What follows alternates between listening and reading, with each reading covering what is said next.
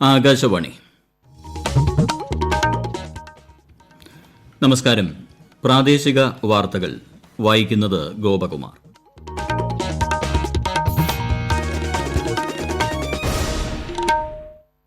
പ്രധാന വാർത്തകൾ. Covid vaccine വിതരണം രാജ്യത്തെ ഫെഡറൽ സംവിധാനത്തിന്റെ അന്തസത്ത ഉയർത്തിക്കാട്ടുമെന്ന് പ്രധാനമന്ത്രി നരേന്ദ്രമോദി. സംസ്ഥാനത്ത് കോവിഡ് സ്ഥിരീകരണ നിരക്ക് 8.81% താഴ്ന്നു. 3110 പേർക്ക് കൂടി ഇന്ന് കോവിഡ് സ്ഥിരീകരിച്ചു. വാളയാർ കേസന്വേഷണം സംസ്ഥാന സർക്കാർ സിബിഐക്ക് വിടും.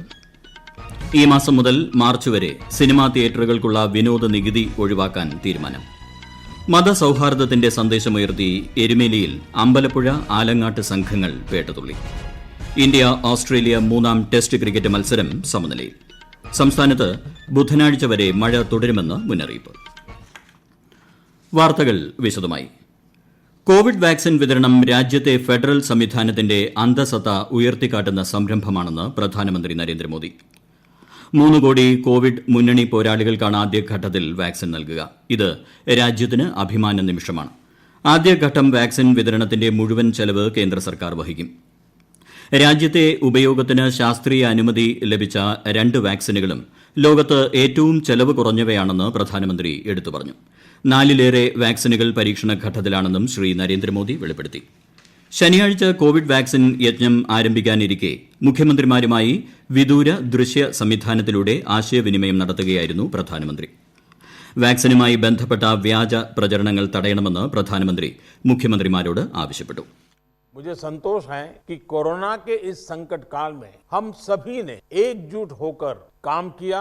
जो सीख लाल बहादुर शास्त्री जी ने दी थी उसी पर चलने का हम सबने प्रयास किया और इस दरमियान संवेदनशीलता के साथ त्वरित फैसले भी किए गए, जरूरी संसाधन भी जुटाए गए और देश की जनता को निरंतर हम लगातार जागरूक भी करते रहे कि हमारी दोनों वैक्सीन दुनिया की दूसरी वैक्सीन से ज्यादा कॉस्ट इफेक्टिव. हर राज्य, हर केंद्र शासित प्रदेश को ये सुनिश्चित करना होगा कि अफवाहों पर वैक्सीन से जुड़े अपप्रचार को कोई हवा न मिले. इप्स और बट्स से बात नहीं होनी चाहिए.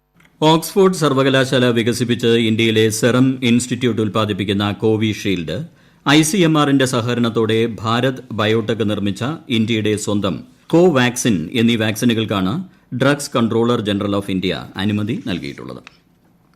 സംസ്ഥാനത്ത് കോവിഡ് വാക്സിനേഷൻ വിജയകരമായി നടപ്പിലാക്കുന്നതിന് കർമ്മ പദ്ധതി തയ്യാറാക്കിയതായി മന്ത്രി കെ ശൈലജ. 133 കേന്ദ്രങ്ങളാണ് കോവിഡ് വാക്സിനേഷനായി സജ്ജമാക്കുന്നത്. എറണാകുളം ജില്ലയിലാണ് ഏറ്റവും അധികം കേന്ദ്രങ്ങളുള്ളത്. ആരോഗ്യമേഖലയിലെ ഡോക്ടർമാർ, നഴ്സുമാർ, മറ്റ് ജീവനക്കാർ തുടങ്ങി എല്ലാ ജീവനക്കാരെയും ഉൾക്കൊള്ളിച്ചാണ് വാക്സിൻ നൽകുകയെന്നും ആരോഗ്യമന്ത്രി വ്യക്തമാക്കി. രാജ്യമൊട്ടാകെ കോവിഡ് വാക്സിൻ വിതരണം ചെയ്യാൻ സജ്ജമായിരിക്കെ എറണാകുളം ജില്ലയിൽ ആദ്യഘട്ടത്തിൽ 12 കേന്ദ്രങ്ങളിലാണ് വാക്സിൻ വിതരണം ചെയ്യുക. ആദ്യഘട്ടത്തിൽ കോവിഡ് വാക്സിൻ സ്വീകരിക്കുന്നതിനായി 60,000-ഓളം പേരാണ് രജിസ്റ്റർ ചെയ്തിരിക്കുന്നത്.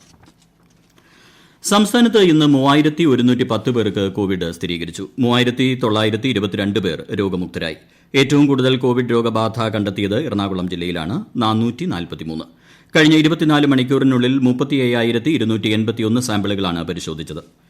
കോവിഡ് സ്ഥിരീകരണ നിരക്ക് 8.81% താഴ്ന്നു. 40 ആരോഗ്യ പ്രവർത്തകർ ഉൾപ്പെടെ 2730 പേർക്ക് സമ്പർക്കത്തിലൂടെയാണ് രോഗബാധ. 20 മരണങ്ങൾ കൂടി കോവിഡ് മൂലമാണെന്ന് കണ്ടെത്തി. സംസ്ഥാനത്ത് ഇപ്പോൾ 63,346 പേരാണ് ചികിത്സയിലുള്ളത്. ബ്രിട്ടനിൽ നിന്ന് വന്ന ഒരാൾക്കാണ് കഴിഞ്ഞ 24 മണിക്കൂറിനകം കോവിഡ് സ്ഥിരീകരിച്ചത്. സംസ്ഥാനത്തെ കോവിഡ് പക്ഷിപ്പനി പ്രതിരോധ പ്രവർത്തനങ്ങൾ വിലയിരുത്താനെത്തിയ കേന്ദ്ര സംഘത്തിന് സംതൃപ്തി. സംസ്ഥാനത്തിന്റെ മികച്ച പ്രവർത്തനങ്ങളെ പ്രശംസിച്ച സംഘം ഇത് സംബന്ധിച്ച റിപ്പോർട്ട് കേന്ദ്ര സർക്കാരിന് നൽകുമെന്ന് പറഞ്ഞു. ആരോഗ്യ വകുപ്പ് മന്ത്രി കെ ശൈലജയുമായുള്ള ചർച്ചയ്ക്ക് ശേഷമാണ് കേന്ദ്ര സംഘം ഇക്കാര്യം വ്യക്തമാക്കിയത്. 7-ാം തീയതി രാത്രിയാണ് കേന്ദ്ര സംഘം സംസ്ഥാനത്ത് എത്തിയത്. വാളയാർ കേസന്വേഷണം സിബിഐക്ക് വിടാൻ സംസ്ഥാന സർക്കാർ തീരുമാനം. പെൺകുട്ടികളുടെ വീട്ടുകാരുടെ ആവശ്യം അംഗീകരിച്ച് മുഖ്യമന്ത്രി പിണറായി വിജയനാണ് ഇക്കാര്യത്തിൽ നിർദ്ദേശം നൽകിയത്. പ്രായപൂർത്തിയാകാത്ത ദളിത് പെൺകുട്ടികൾ ലൈംഗികമായി പീഡിപ്പിക്കപ്പെടുകയും ദുരൂഹ സാഹചര്യത്തിൽ മരിക്കുകയും ചെയ്ത കേസിൽ പാലക്കാട് പോക്സോ കോടതി പ്രതികളെ വെറുതെ വിട്ടിരുന്നു. പിന്നീട് ഈ വിധി ഹൈക്കോടതി റദ്ദാക്കുകയും പുനർവിചാരണ നടത്താൻ ഉത്തരവിടുകയുമാണ് ചെയ്തത്. ഇതിന്റെ തുടർ നടപടിയായാണ് കേസ് സിബിഐക്ക് സർക്കാർ വിട്ടുകൊടുക്കുന്നത്. പാലാ നിയമസഭാ സീറ്റിനെ ചൊല്ലി എൻസിപി മുഖ്യമന്ത്രി പിണറായി വിജയനുമായി നടത്തിയ ചർച്ച ധാരണയാകാതെ പിരിഞ്ഞു. നിയമസഭാ സീറ്റിന്റെ പേരിൽ രണ്ടു പക്ഷത്തായി നിൽക്കുന്ന മന്ത്രി എ കെ ശശീന്ദ്രനും മാണി സി കാപ്പൻ എംഎൽഎയും മുഖ്യമന്ത്രിയുടെ നിർദ്ദേശപ്രകാരം തിരുവനന്തപുരത്ത് കൂടിക്കാഴ്ച നടത്തിയെങ്കിലും ഒത്തുതീർപ്പിലെത്താൻ കഴിഞ്ഞില്ലെന്ന് ഇരുപക്ഷവും അറിയിച്ചു. ഈ വാർത്തകൾ ആകാശവാണിയിൽ നിന്ന്. മുൻ രാഷ്ട്രപതി പ്രണബ് മുഖർജിക്കും മുൻ എംഎൽഎ CF തോമസിനും ചരമോപചാരം അർപ്പിച്ച് നിയമസഭ ഇന്നത്തേക്ക് പിരിഞ്ഞു. രാഷ്ട്രതന്ത്രജ്ഞൻ എന്ന നിലയിൽ തന്റേതായ വ്യക്തിമുദ്ര പതിപ്പിച്ച പ്രണബ് മുഖർജി പ്രതിസന്ധികൾക്ക് പരിഹാരം കാണുന്നതിൽ അസാമാന്യമായ പാടവം കാട്ടിയിരുന്നതായി സ്പീക്കർ പി ശ്രീരാമകൃഷ്ണൻ അനുസ്മരിച്ചു. ഇന്ത്യൻ രാഷ്ട്രീയത്തിന് പകരം വയ്ക്കാനില്ലാത്ത അതുല്യ നേതാവിനെയാണ് അദ്ദേഹത്തിന്റെ നിര്യാണത്തിലൂടെ നഷ്ടമായതെന്നും അദ്ദേഹം പറഞ്ഞു. വിനയവും ലാളിത്യവും ജീവിതശൈലിയാക്കി ജനഹൃദയങ്ങളിൽ ഇടം നേടിയ CF തോമസ് സംശുദ്ധനായ രാഷ്ട്രീയ നേതാവും മാതൃകാ പൊതുപ്രവർത്തകനുമായിരുന്നുവെന്ന് സ്പീക്കർ അഭിപ്രായപ്പെട്ടു.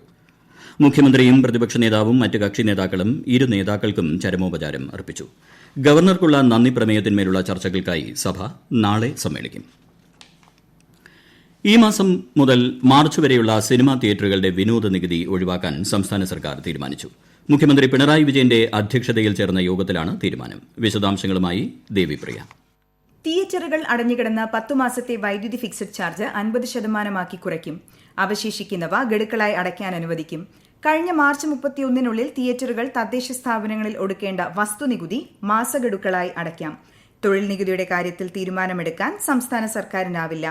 തദ്ദേശ സ്വയംഭരണം, electrical inspectorate, films division, building fitness, ആരോഗ്യം, അഗ്നിരക്ഷാസേന എന്നിവയുമായി ബന്ധപ്പെട്ട വിവിധ ലൈസൻസുകളുടെ കാലാവധി മാർച്ച് 31 വരെ ദീർഘിപ്പിക്കാനും തീരുമാനമായി.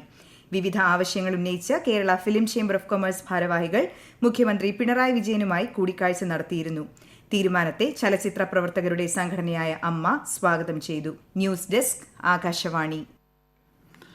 മതമൈത്രിയുടെ സന്ദേശം പകർന്ന് എരുമേലിയിൽ അമ്പലപ്പുഴ ആലങ്ങാട്ട് സംഘങ്ങൾ പേട്ടതുള്ളി. കോവിഡ് പശ്ചാത്തലത്തിൽ 50 പേർ വീതം മാത്രമേ ഇരു സംഘങ്ങളിലും പേട്ടതുള്ളലിൽ പങ്കെടുത്തുള്ളൂ.